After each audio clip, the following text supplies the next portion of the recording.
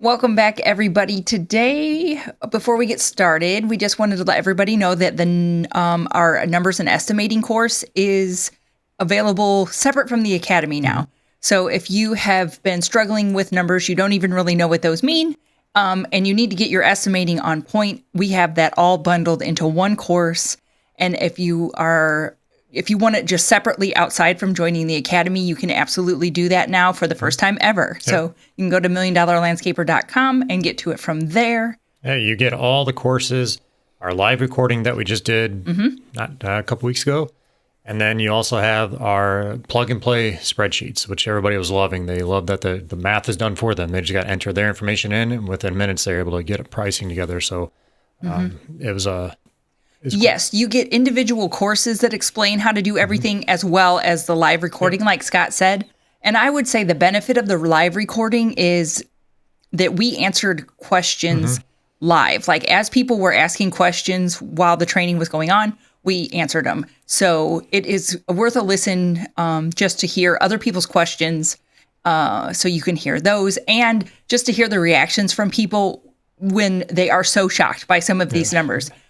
Because unfortunately, we hear people all the time that are like, oh, no, I know my numbers. I've got my estimating down. And then they take the course and they're like, holy crap, no, I did not. Yep. I did not realize that this was costing so much. So there was a lot of really good aha moments in there. So if you want to hear those and capture that, then you can listen to the whole 2-day long recording. It is, you probably want to chop it up. It's long because it was all day. Literally the 2-day recording is 8 hours of recording. Yeah, but if you break that up into chunks, it is absolutely doable and completely worth the listen. Oh yeah. There's, I don't even know how many hours there's. Yeah. So there's a couple of ways that, you can learn. You can listen to the big long recording and do it, or we do have the same individual courses that are inside the Academy. It's the exact same courses, and it's got the exact same spreadsheets. It's got everything that you need to execute on estimating. We didn't hold back anything. Nope. I think we even added more things in that didn't even plan on. I think we added bonus material. So, but it's got everything you need to spit out consistently profitable estimates. Like once you set this up once, it's a breeze. Like, shoo. Well, absolutely. And then the other thing, like, if you've been working and just, working all season long and then come to the end of the year and you don't have any money in the bank or you're just struggling and your accountant says you didn't make any money this year, this is going to help solve that problem because you're going to be able to know exactly once you create a budget that you're going to make a profit, and every estimate's going to make a profit as long as you put in your time right. You put the information in the correct. You can see where you're going to be. You can know your bottom dollar. You can tell a customer no confidently. There's so many things. We Those can go are on and on about. The benefits that you don't even initially think of, because most people think they have a sales problem. They think they need to just sell more. We do occasionally get people in the Academy that do just need to sell more. But what happens more often than not is they just don't know their numbers. And like Scott said, that confidence that comes with knowing your numbers and knowing that your estimates are correct, that's kind of like a little happy byproduct. Because then you can turn down jobs that aren't making you money. Because if you listen to our episode a couple of episodes back, it's called Whipped Cream on Garbage. If you've not listened to that episode, go back and listen to it, because it's all about how if your jobs aren't estimated correctly and there's no point in making more sales, because that's like putting whipped cream on garbage, because don't make sales that aren't making you money. It's true. Yep. So today we're going to go a little bit, we talked about sales here, but we're going to actually take a deeper dive into sales and creating a sales process. Because you have to make sales. I know we harp on numbers. We're always like numbers first. And that's not to say that you don't have to make sales, because you absolutely do, because that's how your business stays alive. But get your numbers first. But once you've got those down, we'll give you a little bit of a sales process here. So we'll take a quick sec to hear from our sponsors, and we'll be right back with some tips on sales. This podcast is brought to you by Busy Busy. Busy Busy is so simple to use, and it's the most reliable GPS time tracking app on the market. And the best part is, it was built for landscapers. Busy Busy's founder created Busy Busy because he owns multiple construction companies and needed to understand better which projects were making him money and which projects were killing him. Payroll is the highest variable cost in the project, so you better be tracking it. Busy Busy does this better than anyone else. So download Busy Busy today, and don't forget to mention the $1 Million Landscaper podcast to get 3 free months. We want to take a quick second to tell you about our friends over at Cycle CPA. I can't even express to you how important it is to have a good accountant on your side. You know you want accurate bookkeeping and financial statements every month. Instead, you're often left with limited time to focus on the accounting side of your business and no reports to show for it. At Cycle CPA, the landscaping accountants, they not only handle the bookkeeping, but also provide landscape industry benchmarking, job costing, financials by service line, advisory meetings, and much more. Cycle CPA has a team of landscaping accountants available to provide anything from bookkeeping to CFO services. Visit cyclecpa.com and for $100 off, mention the $1 Million Landscaper podcast. If you want to get the leads you want and turn your current clients into raving fans, then you need to try SendJim. They've created an exclusive offer just for our listeners. If you sign up today, you can get your first month for just $2. So if you haven't already, go to sendjim.io/MDL, where you can get even more exclusive deals just for $1 Million Landscaper podcast listeners. That's sendjim.io/MDL and take advantage of these awesome deals today. Welcome back, guys. So today we wanted to take a deeper dive into creating a sales process. So when I am talking about a sales process, I'm thinking of like the steps that you take to before you get a customer, when you're talking to the customer, even after the customer is sold and you have the job, it's complete. There's still a process of things that need to go on. And so today we're going to kind of take a little bit deeper dive into kind of each of those steps and get you thinking of creating a plan for your own business and what you need to do for these steps to make it efficient. We work so hard to get customers, and we need to do everything we can to keep those customers or give them or ask them to give us a referral to another customer. So all these steps all tie together, and it's an important process in our business. And if you don't, you're just gonna be struggling, and you're gonna be looking for the next big thing of like whatever's out there to get new leads into this. But if you create some kind of basic system like this, it's going to put you far ahead of many other landscapers that are out there. So one of the first things that we want to talk about is getting your name out there, is getting people to know who you are. And this is something we see a lot of beginning landscapers struggle with. They just don't know how to get themselves out there. They're just getting started. And sometimes it can be difficult, but there are some steps that you need to do to start that process off. And one of the first things that we always recommend is having some kind of website. I'm not saying you have to go spend $10,000 or whatever, $5,000. Please don't. If you're just starting out, please don't drop that kind of coin on a website right out of the gate. No. You can make one yourself for pretty inexpensive. Yeah, and there's multiple different ways. Like if you don't have any cash, you can just go get a Google website. It doesn't cost you anything. Now it's not the best, but it's one of the first steps you need to do. You need to have some better than nothing. Yes, absolutely. You need to have some kind of web presence. And what I always tell people is think about when you yourself are going to hire somebody. I don't care if it's a plumber, electrician, somebody come work on your appliances, whatever. When you go to hire somebody, you're probably going to go look them up online, look at reviews, look at testimonials, look at everything. Same thing your customers are doing it for you. So having some kind of web presence, they can come look and say, oh, you are a legit business. You are a legit person. Here's some pictures of the work that you're doing. And that's where the importance of having a good word, at least a website is out there. Mm-hmm. I do recommend once you start growing, start getting some more income, is to improve your website and have somebody that can help you with SEO and stuff. But that's like another topic for another day. But having some kind of good website, a good web presence is very important. The other thing with the website is this is not a one and done type of thing. You're not going to go, whether you do it yourself or you pay somebody, it's not a one and done thing. You have to continue to update your pictures, testing the words on your website. You wouldn't believe how important those words are. It's called copywriting. There's like people like literally go to school for this just to copyright. Kitty's taken a couple classes in copywriting. Yeah, copywriting, once you can get it down, is a little bit of magic. I wouldn't say that I'm great at it yet, so I'm like, don't put that out there. But it's a skill. It is, and it takes time. It is, and it's important. So if you're just getting started, go look at some other companies that are out there. Look at what they're doing and seeing how you can take inspiration from. Please do not straight up copy people. But I would even look at websites that are unrelated to landscaping, but the copy draws you in. If there's a website that you like and it resonates with you, how can you make that fit your business? Like take inspiration from. Yep. I guess my tip. Some other things you want to do, you may not be able to do this right away, is having separate web pages for each service. So if you offer lawn maintenance, you want to have a web page for that. If you offer a landscaping page for that, water features, lighting, whatever it is, have some kind of page specifically for that and show those types of work that you do. It's very important.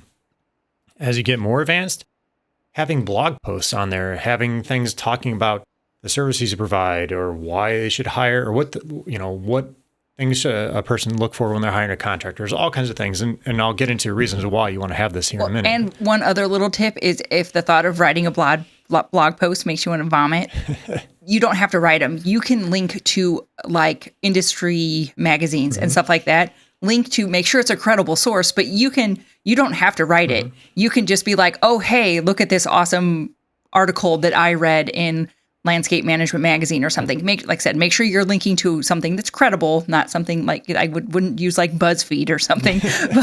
but if you just to get started, you don't have to like write the blog posts. Just find good articles and just link to them. Yep.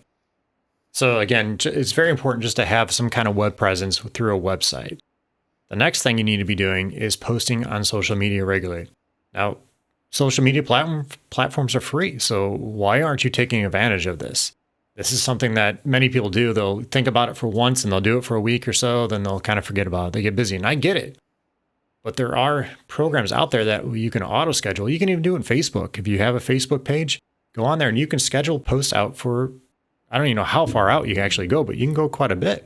So ask your staff to take pictures and send them to you. If you are not necessarily out on every single job, say you're doing estimates all day, you didn't get out. Well, just ask your crew, hey, take a few pics, shoot them to me. That way you've got them. Yeah, and you can take pictures of your crew's working, plants, the brick. I would mix it up. I think people like to see a mixture of everything. Obviously, people want to see beautiful beds and beautiful brickwork, but people also like to see faces. They like to see specifically smiling faces. Yep. So if you can get like those candid shots of your crew working and that a little bit of the behind the scenes stuff, that actually goes really far to giving a little bit of a personal touch to your business and makes people think like it feels like they know you. They'll like you. They'll trust you. They'll be like, oh yeah, I saw on their Instagram that, this is their crew leader, Jim, and he's great. So share little tips and tricks of things, something that you do.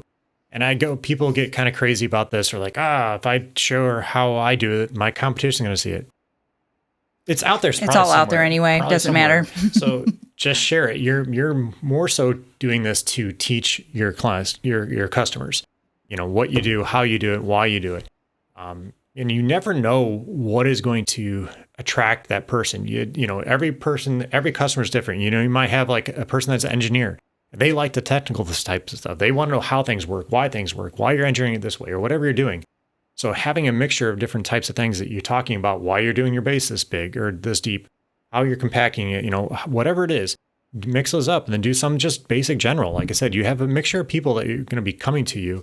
So have a mixture of types of topics out there. And on that note, I wouldn't fret about, your industry secrets getting out too much because homeowners often don't want to do the work, and that's why they're coming to you. So even if it's like, oh, here's how we trim the roses, whatever, doesn't matter. There's always going to be people out there that they're like, oh yeah, that's cool, that's interesting. I like how they did that. I want them to come and do it for me. Just because you're a little bit of a do-it-yourself person, that doesn't mean everybody is like that. Scott and I are total DIYers. We would do everything ourselves if time in the day allowed, just because we're like that. We like to do things. My older sister wants to pay somebody to do everything. I'm pretty sure if she could pay somebody to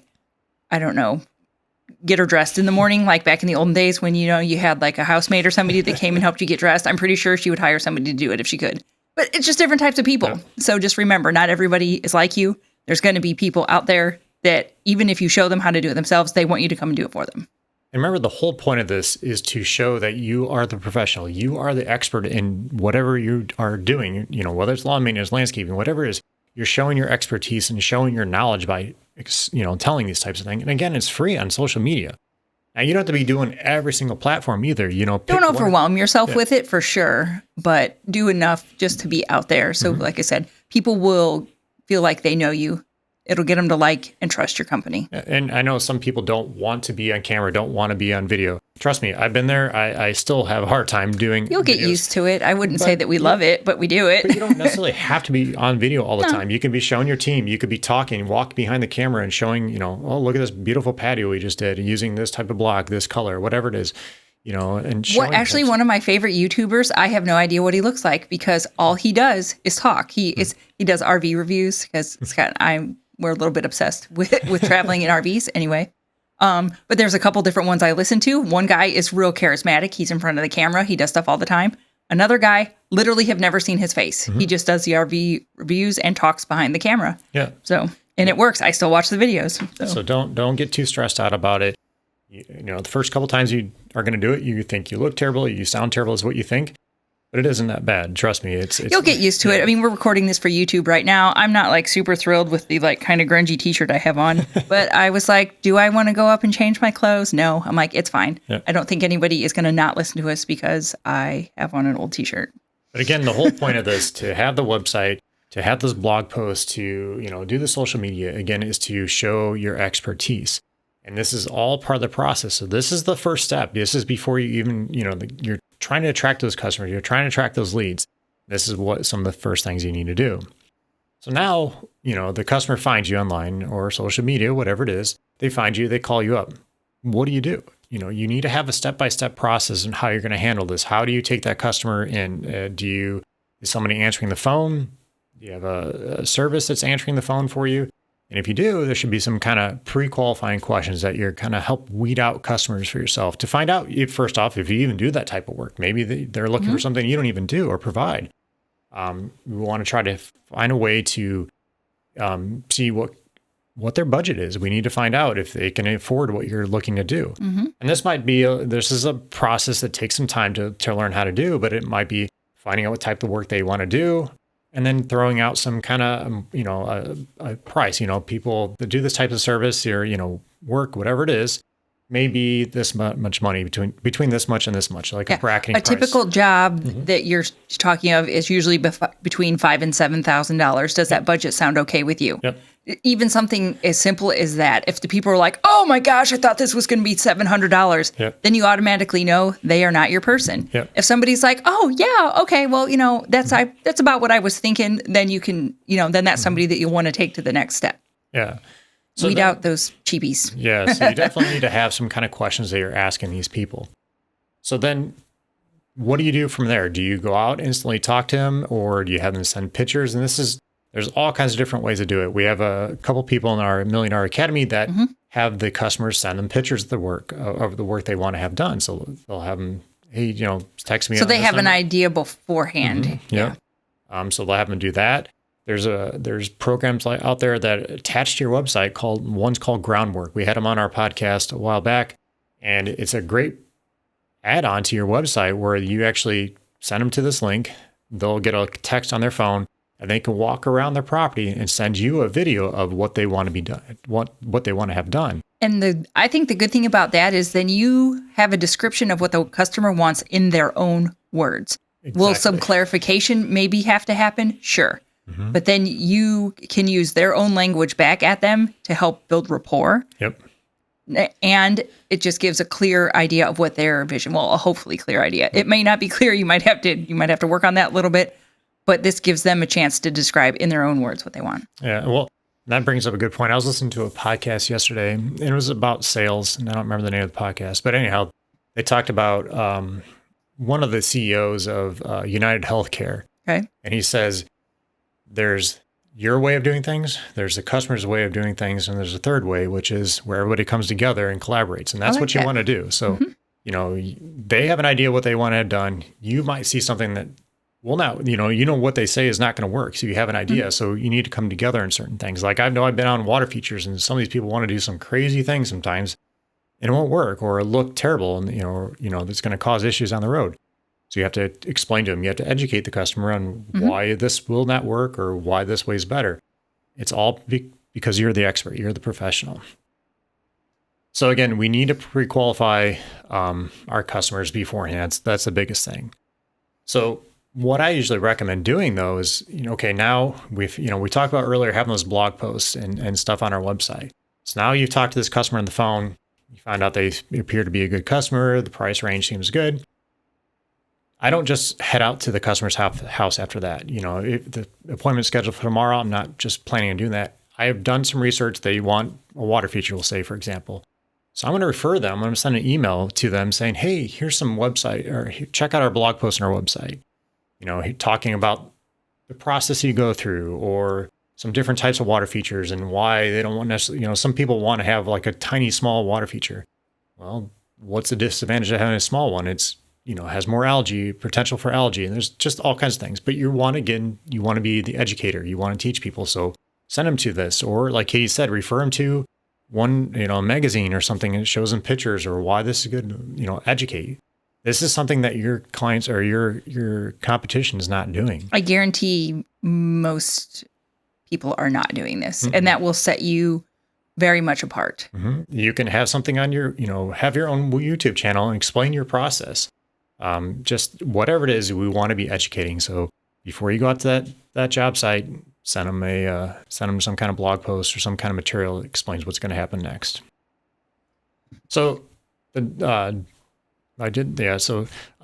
talked about that. Next thing is we want to maintain communication with that customer. So before you head out to the job site or to the estimate, send them a text. Say, hey, I'm going to be there today at 4:00. Just want to send a Especially reminder. if your appointment's at like 8 a.m. or something, either send it the night before. Like nothing is worse than like the contractor rolling up and you're still like in your jammies stirring your coffee. It's like, wait, what? Because they forgot or whatever. So send some kind of reminder. Well, everybody's busy. Everybody's got all kinds of things going on at home, and you know how it is. Yeah, or they could not be home. Maybe they're driving their exactly. kids to carpool because they forgot. Yep. Yeah.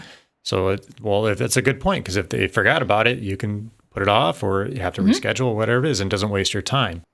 So, say you go out to the customer, you meet with them, you find out everything seems to be good. If you can give them the estimate right then and there, that's the best way, because they're hot, they're excited about it. You need to be energetic and enthusiastic about whatever you're teaching them or talking to them about. And then if you have to go back and do a design, let them know, give them a time period, like, hey, it's going to take 2 days, 3 days, or whatever it is to put this together for you. Even if you're a week or two behind on designs, it happens. It totally happens. Well, but just let them know, be upfront about it. Yeah, especially springtime. We're all slammed with stuff in the springtime. Tell them, this is the busy time of season for us. We're going to get this done as quickly as possible, but it's going to be 2 weeks before we get back to you. So just let them know. And make sure that's not going to be an issue, because if it's going to be an issue, there's no point in wasting your time. If they need it done tomorrow and it can't get done tomorrow, that's part of the pre-qualifying process. But again, we need to maintain contact with the customer, even after in between those 2 weeks. Just let you know that we're still heavy in the schedule. We're still on track to be contacting you next week at this time.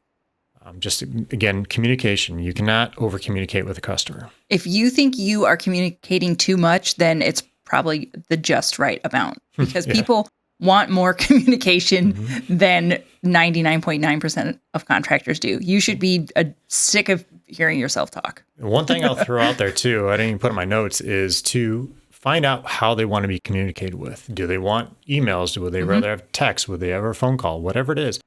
Everybody's different. Like typically older people don't want to text. Never text my mother. She will never see it because she does not look at them. So phone calls are better. So whatever it is, take a note, put it in your CRM, put it on a piece of paper, whatever it is, that this customer needs to be text. This customer needs to be emailed, whatever it is. I'm cracking up because my dad is one of those who he has a cell phone, who he turns it on to make a call and then turns it immediately off. So if you ever call my dad's cell phone or text him on it, it will never happen because he only turns it on to use it and then immediately turns it off. So if you want, but those are the people you want to sell to. My parents are retired. They've got some money stored up. So just saying, but if you email him, he's on his computer all the time. And so he will see the email. So just for example. So now you met with the customer, everything's gone good. You give them the proposal. It's not done yet. We have to still communicate with the customer. Now say they didn't go with you. They're still deciding whatever. You need to have some kind of communication process afterwards. So if they say that we're still working on it or still deciding or we're waiting for another bid or whatever it is, find out, there's some sales objection things we can work on. But if it's a couple days they're going to decide, you need to follow up with them. A lot of people don't follow up. I see in this industry, they'll write it off right then and there. Oh, they're not going to go with them, and just kind of let it go. You have to stay in contact with them, and then don't stop communicating until they say no. Now, don't be annoying. Yeah. But every couple of days, just want to check in, see if you have any questions about anything, just following up, blah, blah, blah. And then until they say no, they've gone with somebody else. And if they say no, then say, okay, best of luck. If there's anything you need, let us know. We're always here for you. If they go ahead with the project, That's great. We need to communicate with them. Let them know how far out before we're going to start this project. Here's our next steps. We need to order the material. It's going to take 2 weeks for the material to get in, whatever it is. Let them know. You have to, again, communicate. And once again, communicate that to them that when you are going to show up. Because I'm just saying, in the past, we weren't always the best at it and showed up, especially if it was like a Saturday or something, you show up and the homeowner had no idea you're coming. And sometimes they're mad because who knows? They could have been having a party at their house that day. Maybe it was just bad timing because of who knows what. So please communicate to people when you are going to show up to do work. Yeah. I can recall my dad just doing that a couple times earlier on. He's just say we're gonna go to this house. Would you call them? No, they don't care.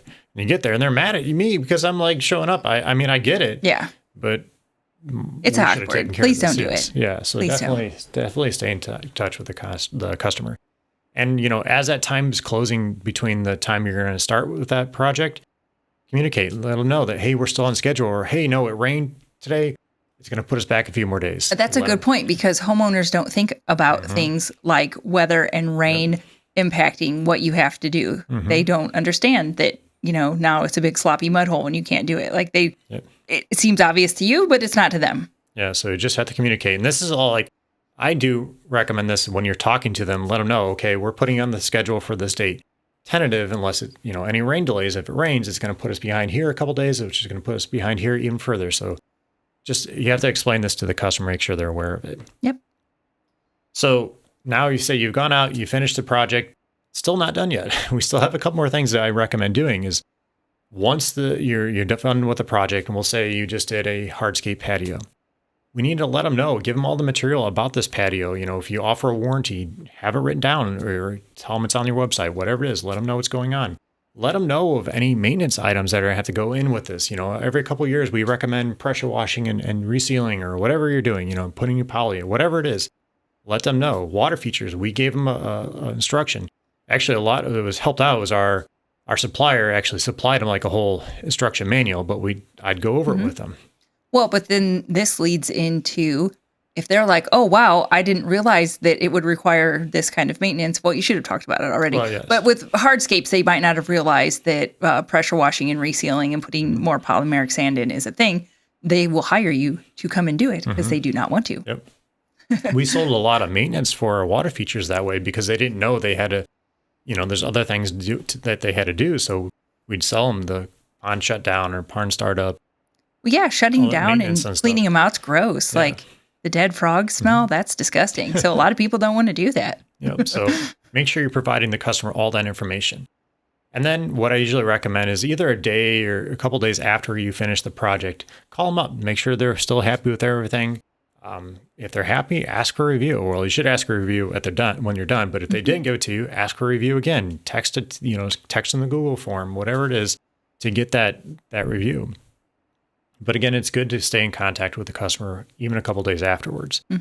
And I've heard some different theories on this, like, what was it, 3 rule of thirds or 3-3-3 or something like that. It's like 3 days after, 30 days after, 3 months after. So there's all kinds of different ways. It doesn't really matter. Just pick something and stick to it. As long as you're following up in reasonable time frames. Yeah. So typically, the first day or a couple of days afterwards, just make sure they're happy with everything, make sure everything's working. Like if you do a pond, maybe they have questions, something came up afterwards. So sometimes rocks move and settle. Give it a little minute. Yeah. Yeah. So just follow up with them.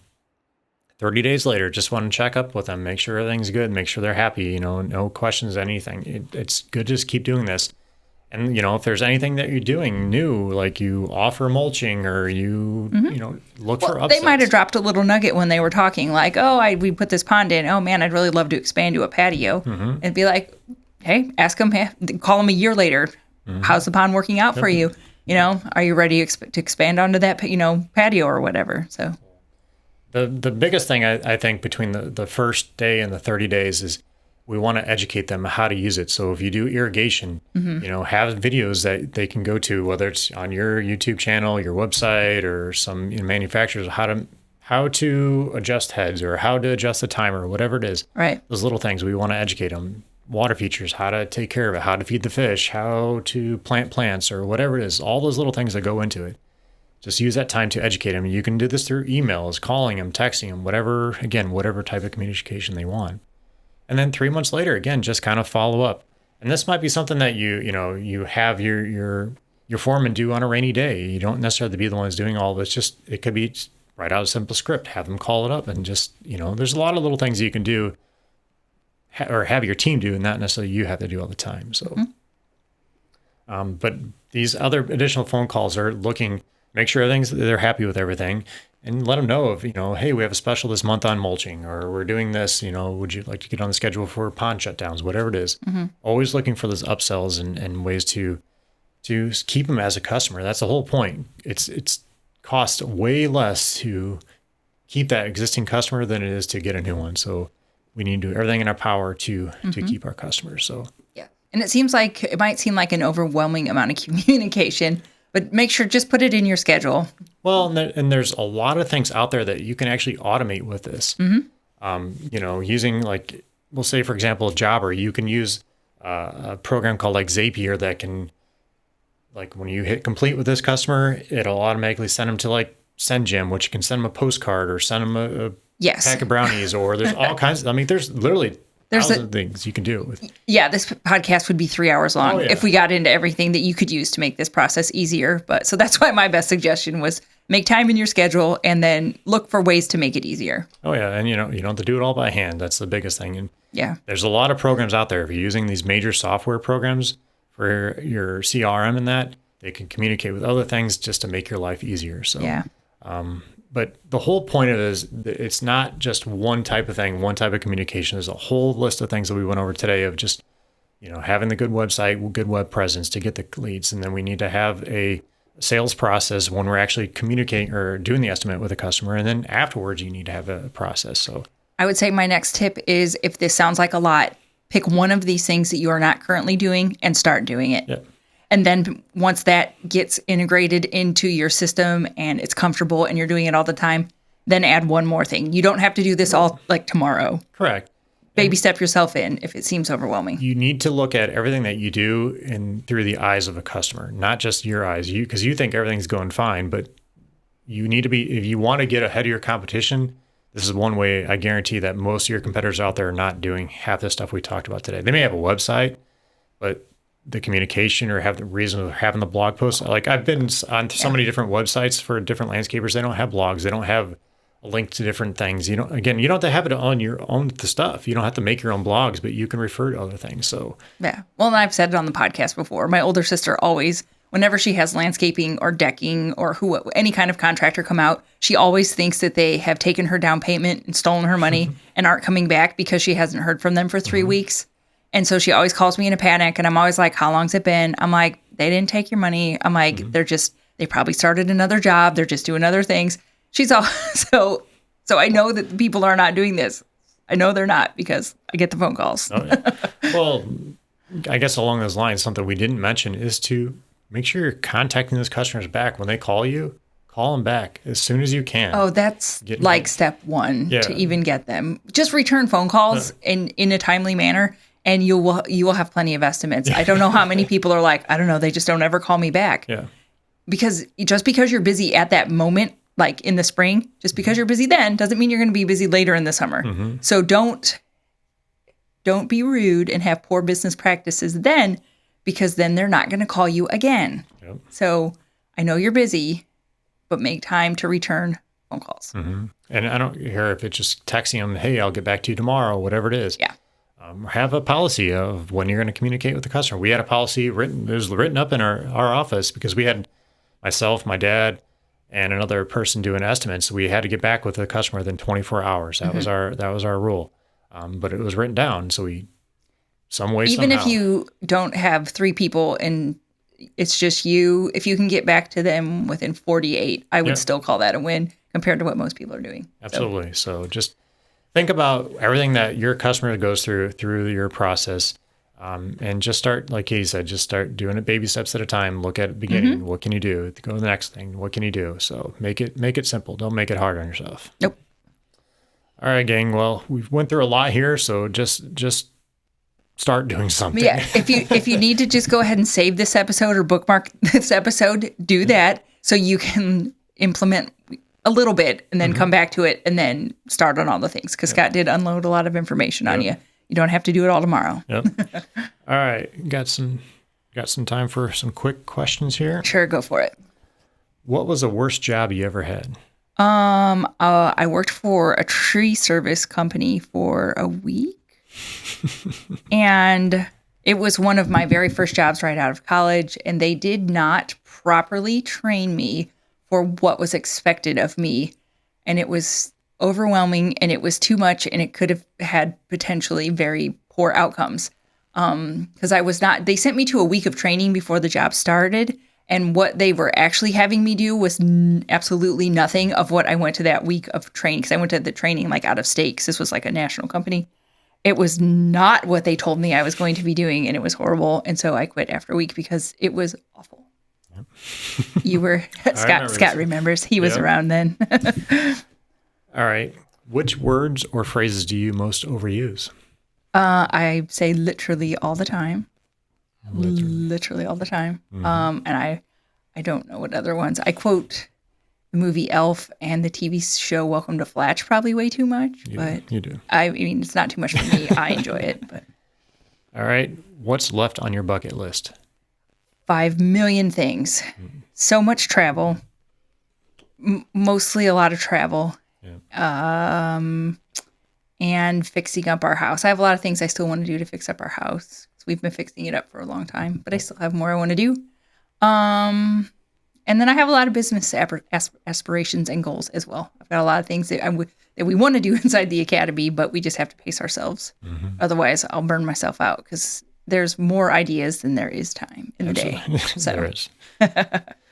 All right, guys. Well, again, don't forget that numbers course is available inside the Millionaire, not the academy, but it's available. You can get it in the academy, or if you don't want to join the academy, you can get it separate for the very first time. Yep. The webpage will explain it. So just go to milliondollarlandscaper.com and you can finally actually learn what it means by you should know your numbers. Yep. And you can have a very, not completely automated isn't the word I want to use, estimating process, but you can have a streamlined estimating process so that you can crank out profitable estimates pretty quickly once you get it all set up. Yep. All right, guys. Well, thanks for joining us today and hope you have a great day.